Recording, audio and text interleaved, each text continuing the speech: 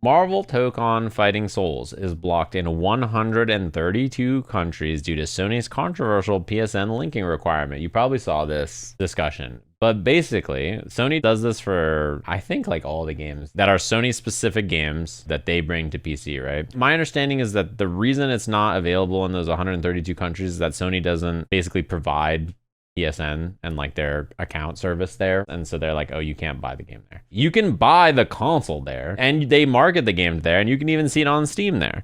But like you can't like own the game and like play it. It is really just complicated. This is the same problem that they had with Helldivers. It's annoying with a lot of games, but fighting games are really worldwide. A lot of it is about being like the best player from the place you're from, traveling around to all the other places in the world and showing them how good you are. Wait, in Morocco they can't play it? They have an Evo in Morocco. How are they gonna get console? Like, what are they have to bring in consoles from somewhere else? Yeah, I mean, Arxis is making the game, and Varix, who's an Arc World Tour champion, cannot boot up the game from where he lives. I mean, it's region locked in the Dominican Republic. Miss Marvel is from Pakistan, right? And you can't, like, Tokon's region locked there. There are ways to get around it. And people have learned them and they can do them, but it is just a barrier that's very frustrating, right? I would be shocked if they make a change before launch, to be honest, but like the stink of this is gonna get, I mean, it's already pretty massive. Also, everybody's already pissed off at Sony because they announced the end of hardware. Basically, they're like, we're switching to digital only, right? We're like not doing disc anymore and everything like that. Then this happened and everybody's pissed. It's very similar to what went on with Helldivers, basically, and I think people will raise a pretty big stink about this, especially because the Marvel IP is slapped on top of it, you know? I mean, everybody's gonna be making fun of them for this and like shitting on them until they fix it. This is mega ass. And there's so many people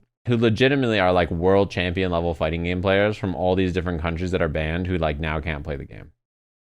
PlayStation, for the first time in a week, broke their silence. Their last post was July 1st. They haven't said anything this whole time. Of course, their first post afterwards is about their brand new Flex Strike wireless fight stick with Markman's face. Could you imagine the horror of waking up after Sony announces maybe the most disastrous thing ever? Like, people are so furious with them. And you open up their Twitter and the first thing you see is your face. Yeah, 55,000 comments with only 8,000 likes and 15,000 retweets. Boy, they must love arcade sticks. 55,000 comments on a post about an arcade stick. Maybe fighting games are popular. And Markman, I feel for him because I'm sure he accepted this a while ago. And then after this all came out, they were like, hey, so fuck it, we're killing physical media. Also, Marvel Tokon, not playable in 132. And you're just like, oh, fuck.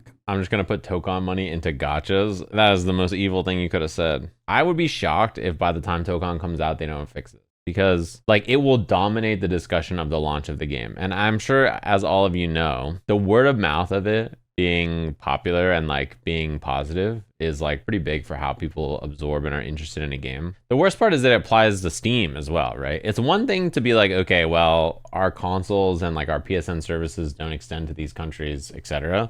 But the fact that it like also applies to people who want to purchase the game on Steam and not even use the Sony like infrastructure, they can't even buy the game on Steam and like get around it because it uses their servers and stuff, right? The FGC is smaller than Helldivers. I would say the amount of people who are interested in Helldivers at that time is definitely higher than the fighting game community.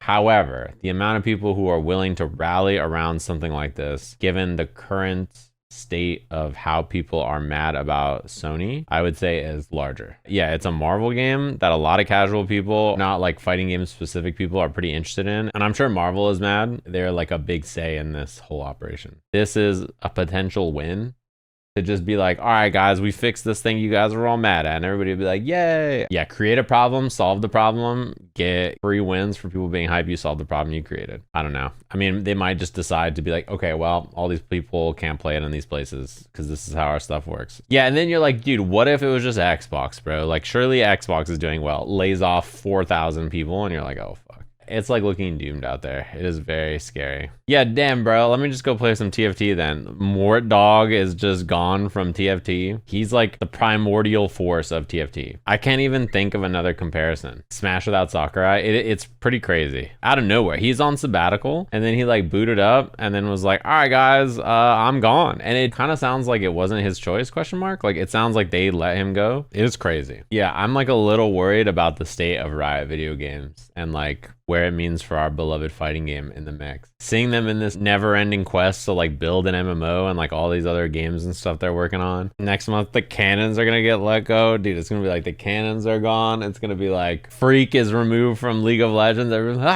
Looking at the landscape of the other fighting games out there, it's crazy to think that with this current ire of Tokon and Sony, that somehow of like all the stuff going on, like 2XKO seems like a pretty tempting game. I think like a lot of people thought this game was gonna get a lot of turmoil because of the competition. All 4 versus games coming out, like Invincible and Nin Impact and Tokon, and Nin Impact and Invincible I think are much smaller now. And now Tokon has issues with certain countries and stuff, and like I think this game looks like it's in a pretty good spot. It's free. It finally feels like it's hitting its stride and feeling like it's in a real spot.